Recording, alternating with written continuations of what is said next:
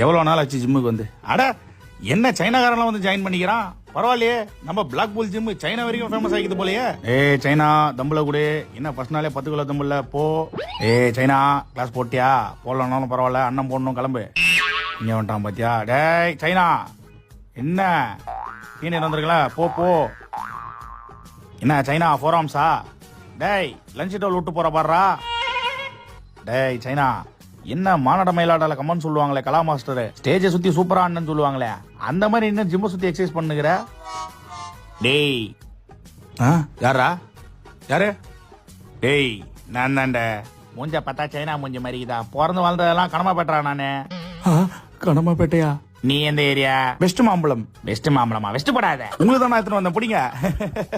All the பெஸ்ட்னா.